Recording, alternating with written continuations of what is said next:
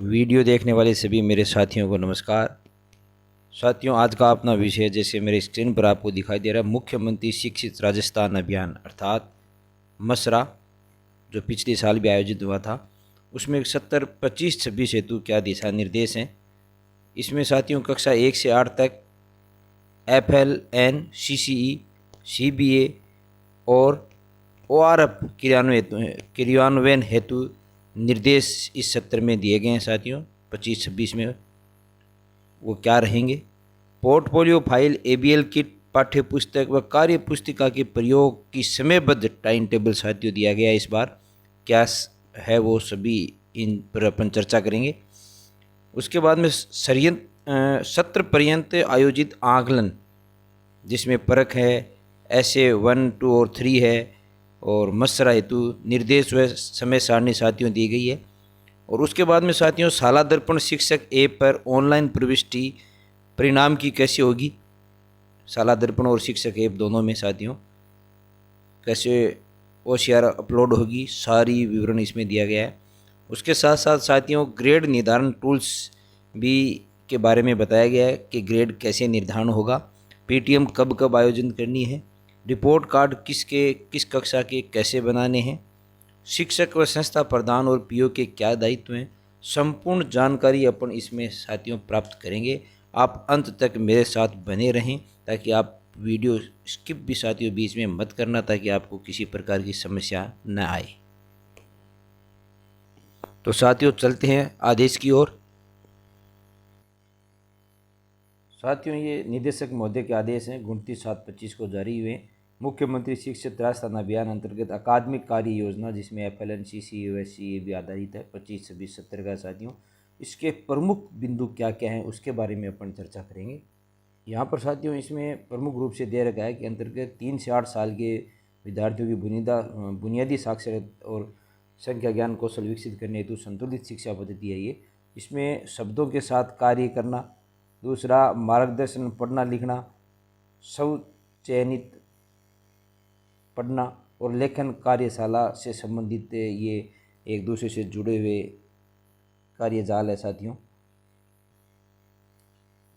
इसका बुनियादी भाषा एवं साक्षरता कौशल विकास की गतिविधियाँ हैं इसमें, जिसमें प्रमुख रूप से आपको यहाँ पर दिखाई दे रही है मौखिक भाषा विकास है, शब्द पहचान है, पढ़ना है, लिखना है। ये सामान्य क्रियाएं हैं साथियों, गतिविधियां हैं जो इसमें करनी होती है। फिर बुनियादी 2 नंबर है बुनियादी संख्या ज्ञान कौशल विकास की गतिविधि, जिसमें मौखिक गणित वार्ता है, कौशल शिक्षण है, कौशल अभ्यास है, गणित के खेल हैं साथियों। इसमें बहुत सारे इसमें साथियों प्रमुख रूप से अगर देखा जाए तो CCP यानी बाल केंद्रित पेडालॉजी यानी चाइल्ड सेंटर पेडालॉजी है ये। उसके बाद में सतत एवं व्यापक मूल्यांकन यानी CCE, और उसके बाद में गतिविधि आधारित शिक्षण है जो एक्टिविटी बेस्ड लर्निंग जिसको ABL कहते हैं। और उसी प्रकार आकलन, मूल्यांकन व संबलन के बेहतर समझ हेतु समयबद्ध रूप से योगात्मक आकलन के साथ दक्षता आधारित आकलन जो यहाँ पर है।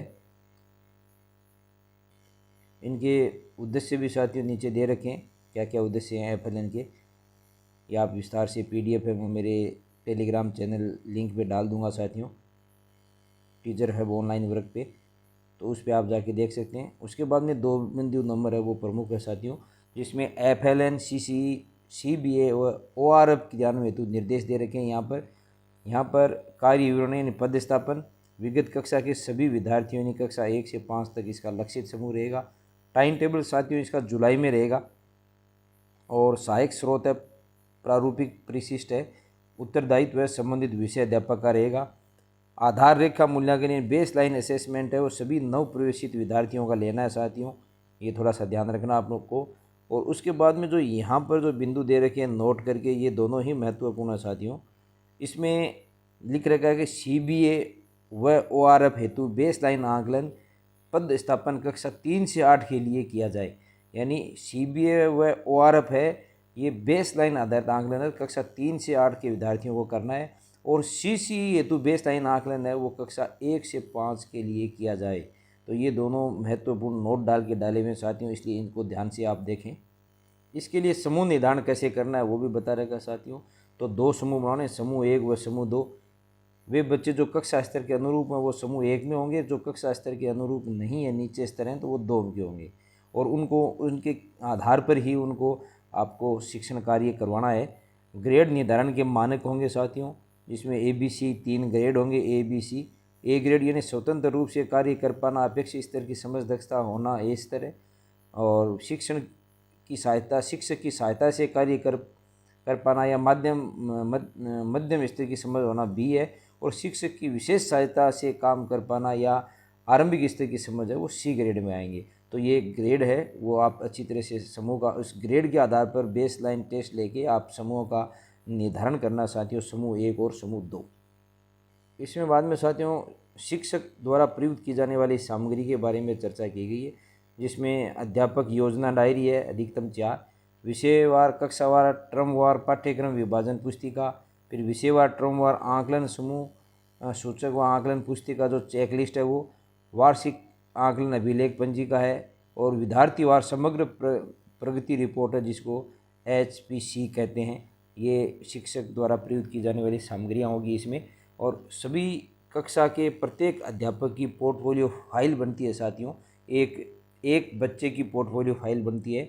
विद्यार्थी द्वारा किए गए कार्यों के साक्ष्य के रूप में संधारित रखने के लिए विद्यार्थीवार एक फाइल बनानी है, विद्यार्थीवार एक फाइल बनानी है, इसी को पोर्टफोलियो फाइल कहते हैं। ये बच्चे की सृजनात्मक मौलिकता एवं शैक्षिक प्रगति का आईना होती है साथियों।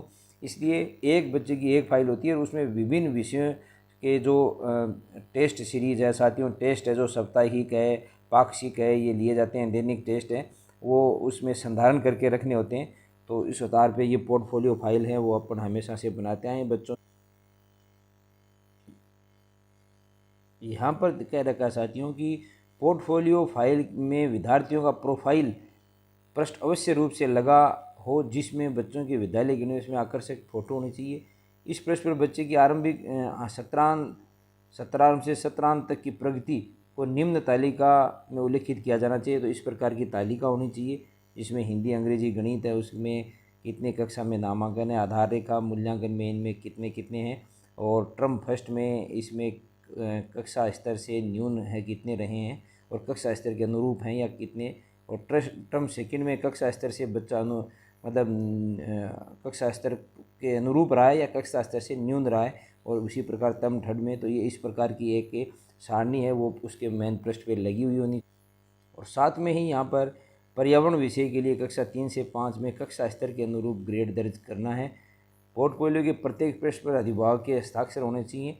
तो ये सामान्य से उसके बाद साथियों जो ABL है, अधिगम आधारित किट है, ABL के द्वारा है, वो भी ABL किट है, वो कक्षा 1 से 2 के लिए अलग है, ABL किट कक्षा 3 से 5 के लिए अलग है।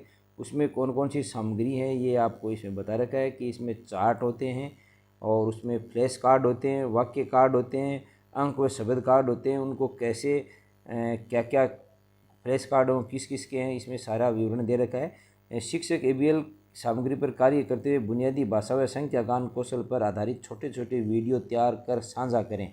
अर्थात वीडियो तैयार करके साथियों उनको साझा करना चाहिए इधर से उधर, ताकि सभी को मोटिवेशन मिले। पाठ्य पुस्तकों के बारे में यहाँ है, ये पाठ्य पुस्तक कक्षा 1 से 2 तथा 3 से 5 के लिए 25-26 में पाठ्य पुस्तकें SCF 2023 के अभिशंसा के आधार पर विशेष रूप से तैयार की गई है साथियों। विद्या प्रवेश कार्य पुस्तिका इस बार ये नहीं आ रही है साथियों। विद्या प्रवेश कार्य पुस्तिका है वो कक्षा 1 के विद्यार्थियों के लिए है, जो कि 12 सप्ताह के लिए है, और इसे जुलाई माह से आरंभ कर सितंबर तक पूर्ण किया जाना आवश्यक है। ये समयबद्ध इसमें कार्य पुस्तिका का दे दिया साथियों कि कब से कब तक इस कार्य पुस्तिका को पूरा करना है। उसी प्रकार अभिव्यक्ति पुस्तिका आएगी साथियों, उसमें कक्षा 1 से 5 तक के विद्यार्थियों को सृजनात्मक रचनात्मक लेखन कौशल के विकास हेतु कार्य पुस्तिकाओं का कक्षा शिक्षण के दौरान सम्मिलित रूप से उपयोग किया जाए। पठन क्लास एवं कौशल अभ्यास, तो ये पठन क्लास व कौशल अभ्यास साथियों पिछली वर्ष भी था। ये ORF टेस्ट साथियों इसमें किया जाना है, जो पठन क्लास है उसमें यहाँ पर साफ लिख रखा है कि कक्षा 3 से 8 तक के विद्यार्थियों के साथ धारा प्रवाह पठन एवं समझ कौशल का ORF यानी oral reading fluency and comprehensive assessment है किया जाए, एवं विद्यार्थियों के अपेक्षित अकादमिक सहयोग किया जाए। यानी इस सत्र में कक्षा 3 से 6 तक अध्ययनरत विद्यार्थियों को ORF बेसलाइन आकलन अगस्त 2025 में करना है साथियों, अगस्त 2025 में। और ये राज शिक्षक ऐप के माध्यम से किया जाएगा साथियों। जो आपने राज शिक्षक ऐप डाउनलोड कर रखा है जिससे बच्चों की उपस्थिति करते हैं आप, उसके माध्यम से करना है। शिवरा पंचांग के अनुसार ओआरएफ आकलन कक्षा 3 से 8 के विद्यार्थियों के साथ अक्टूबर माह में किया जाएगा। 3 से 8 तक अक्टूबर है, वह 3 व 6 में अध्ययनरत विद्यार्थियों का यहाँ पर दे रखा है साथियों, वो अगस्त में करना है। उसी प्रकार कार्य पुस्तिका के बारे में देखें साथियों, तो कार्य पुस्तिका भी ये 100 दिवस का उपचारात्मक शिक्षण है। कार्य पुस्तिका है वो ओआरएफ आकलन से प्राप्त दक्षता स्तर के आधार पर ये 100 दिनों का उपचारात्मक शिक्षण है, जिसमें कक्षा 3 के लिए पहल है, कक्षा 4 व 5 के लिए प्रयास है, और कक्षा 6 व 7 के लिए प्रवाह है, और कक्षा 8 के लिए प्रखर कार्य पुस्तिका है। ये इनका नाम है साथियों। ये आपको अच्छी तरह से नाम भी याद होने चाहिए और इनकी विषय वस्तु भी आपको बच्चों को उनके सीखने के स्तर के आधार पर करवानी चाहिए। अब आता है साथियों इस सत्र के दौरान आयोजित आकलन, यानी कौन कौन सी परीक्षाएं इस सत्र में होगी। उसमें परीक्षा भी होगी, उसमें योगात्मक आकलन यानी SA1 SA2 SA3 भी होंगे, और ये मसरा भी होगा साथियों इसमें। तो इसमें सबसे पहला है साथियों आधार रेखा आकलन, बेसलाइन। ये गत सत्र की दक्षताओं के आधार पर होता है, बच्चों की गत सत्र में बच्चों ने क्या सीखा आते ही, और इसका टाइम टेबल है जुलाई से अगस्त माह में इसको कर लेना साथियों, बेसलाइन आधार आकलन। फिर योगात्मक आकलन यानी SA1, वो CC के विभिन्न टूल बिंदु संख्या 11 के अनुसार होना साथियों, और ये शिविरा पंचांग के अनुसार सितंबर का द्वितीय सप्ताह में होना है। सितंबर माह के द्वितीय सप्ताह में SA1 होना है, जिसमें साथियों 45% पाठ्यक्रम आएगा। उसी प्रकार थर्ड नंबर में है AI आधारित दक्षता आकलन, जो मसरा कहते हैं जिसको, वो अंग्रेजी विज्ञान, अंग्रेजी गणित और हिंदी विषयों के लिए है साथियों।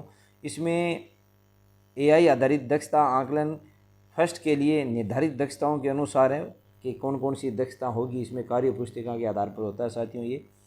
फिर शिवरा पंचांग के अनुसार दिसंबर में होना साथियों ये मसरा, MSRA मसरा है, वो दिसंबर में होना है। जो फर्स्ट मसरों का आयोजन है वो दिसंबर में होना है, और SA1 का आयोजन है वो साथियों सितंबर के द्वितीय सप्ताह में होना है। उसी प्रकार आकलन SA2 का आकलन है साथियों, वो आपके यहाँ पर जनवरी के द्वितीय सप्ताह में किया जाना है। उसमें भी 40% पाठ्यक्रम आएगा, जो शेष पाठ्यक्रम वो 40% आएगा। उसी प्रकार साथियों आकलन थर्ड है, वो नीचे दे रखा है इसमें, आकलन थर्ड ये कक्षा 1 से 5 तक के लिए हैं सभी साथियों। कक्षा आकलन थर्ड और साथ में मसरा सेकंड ये एक साथ होंगे, और उसमें आकलन थर्ड है, ऐसे थर्ड है वो तो CC के विभिन्न टूल संख्या 11 के अनुसार होंगे साथियों, और ये है वो कार्य पुस्तिका के आधार पर हो गया। और ये अप्रैल माह के तृतीय सप्ताह में होंगे, अप्रैल माह के तृतीय सप्ताह में आयोजन होंगे। इसमें 15% पाठ्यक्रम आएगा। कक्षा 3 व 4 के लिए, कक्षा 5 के लिए बोर्ड परीक्षाएँ होगी साथियों, तो 5 के लिए SA3 आकलन नहीं होगा, ये बोर्ड परीक्षाएँ होगी उसमें। और कक्षा 3 से 4 के लिए ये 15% पाठ्यक्रम का होता है, जो मसरा है वो सेकंड, और साथ में ही ऐसे थर्ड। तो ये कक्षा 1 से 5 तक के विद्यार्थियों के लिए थी समय सारणी। फिर कक्षा 6 से 8 तक के विद्यार्थियों के लिए नीचे समय सारणी और दे रखी है साथियों। कक्षा 6 से 8 तक के लिए प्रथम प्रक व एट द ग्रेड होना साथियों, और द्वितीय प्रक भी एट द ग्रेड है। और जो यहाँ पर अगस्त माह में 18 से 20 अगस्त माह में दे रखा है, और यहाँ 13 से 15 अक्टूबर में द्वितीय प्रक होगा। इस सप्ताह में ORF आकलन फर्स्ट कक्षा 3 से 8 का आयोजन भी साथ में किया जाना है। ओरल जो फ्लुएंसी है उससे संबंधित किताब पाठन वाला है साथियों वो। और उसके बाद में अर्धवार्षिक परीक्षा साथियों यहाँ दे रखी है, 12 से 24 दिसंबर को होनी है कक्षा 6 से 8 की। कक्षा 6 से 8 के लिए अंग्रेजी गणित हिंदी हेतु 20 अंक का जो मसरा है दक्षता आधारित आकलन है वो होना साथियों, और वो 50 अंक का होना है, 50 नंबर का होना है, का एट द ग्रेड होना है, यानी 50 नंबर का एट द ग्रेड यानी टेस्ट, और 20 नंबर का साथियों वो मसरा होना है, मसरा जो दक्षता आधारित आकलन है, और 50 नंबर का अर्धवार्षिक परीक्षाएं होगी। यानी 50 नंबर की तो इसमें अर्धवार्षिक परीक्षाएं होगी,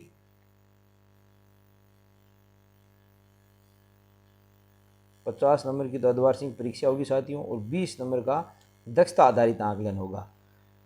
जबकि यहाँ पर प्रथम प्रग में है वो प्रथम टेस्ट होता है, द्वितीय टेस्ट होता ही है। और ये अर्धवार्षिक होगी वो 50 नंबर की होगी। और दक्षता आधारित आकलन है वो सिर्फ किसके लिए, हिंदी, गणित व अंग्रेजी के लिए होगी।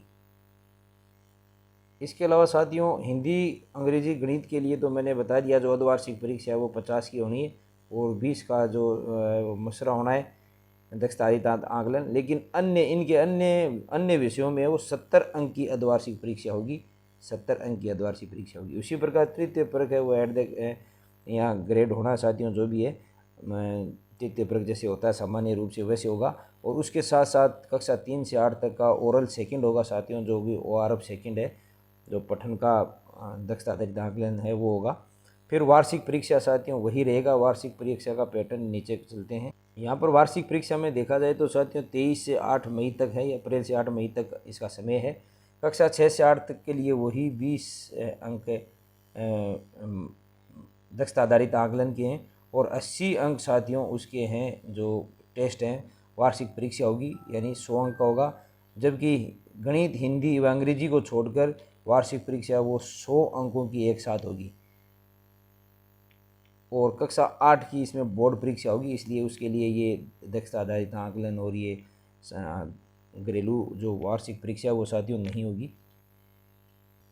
यानी यहाँ पर विस्तार से समझा रखा साथियों इस बिंदु में कि 6 से 7 में हिंदी, अंग्रेजी, गणित हेतु प्रत्येक विषय में कुल 40 अंकों का AI आधारित दक्षता आधारित आकलन तथा कक्षा स्तर की परीक्षा 160 अंक की होनी है, जिसमें 10 अंक का पहला टेस्ट है, 10 अंक का दूसरा टेस्ट है, 50 अंक की अर्धवार्षिक है, 10 अंक का तीसरा टेस्ट है, 80 नंबर की साथियों वार्षिक परीक्षा है। प्लस इसमें यहाँ पर 20 नंबर का 160 अंक की तो ये हो जाएगी, प्लस 20 नंबर के दो साथियों ये 40 अंकों के मसरा फर्स्ट और मसरा सेकंड हो जाएंगे। तो 160 प्लस 40 है वो 200 अंकों का पूरा इसमें पेपर होगा कक्षा 6 से 7 तक, जो अंग्रेजी, हिंदी व गणित हेतु है। और अंग्रेजी, गणित व हिंदी को छोड़कर अन्य विषयों के लिए 200 अंक का सीधा होगा साथियों। पहले 10 अंक का प्रथम टेस्ट, 10 अंक का दूसरा टेस्ट, अर्धवार्षिक 70 की, थर्ड टेस्ट है 10 अंक का और चौथा टेस्ट है वार्षिक परीक्षा वो 100 अंकों की होगी। तो ये 200 अंकों का आकलन है। यानी इन 3 विषयों में हिंदी, अंग्रेजी व गणित में 40 नंबर का जो 20 नंबर के दो मसरा फर्स्ट और मसरा सेकंड होंगे साथियों। और 160 अंकों का है वो अपने प्रथम परक, द्वितीय परक, अर्धवार्षिक, वार्षिक होगी। तो इन दोनों को जोड़ने से 200 अंकों का ये पूर्णांक निर्धारित होता है साथियों।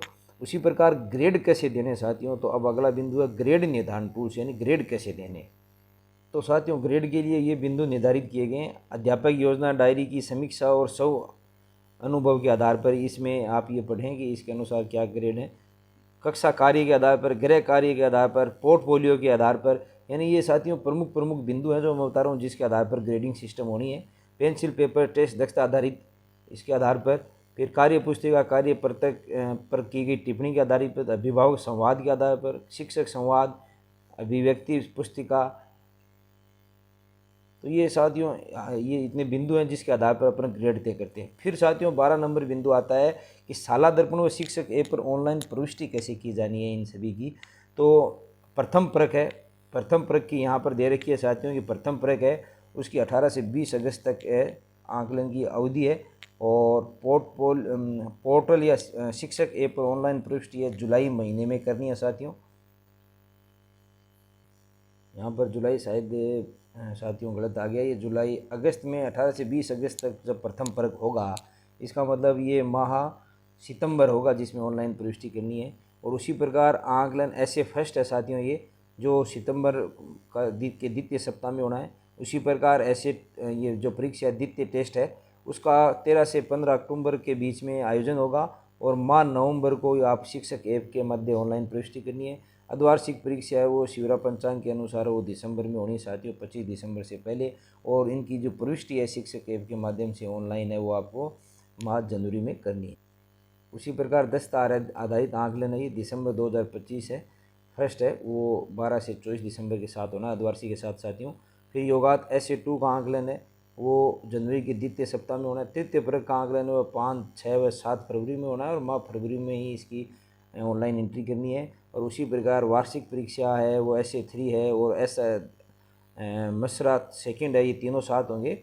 वो साथियों 23 अप्रैल से 8 मई तक होना है और माह अप्रैल और मई में इसकी ऑनलाइन प्रविष्टि शिक्षक ऐप के माध्यम से करनी है।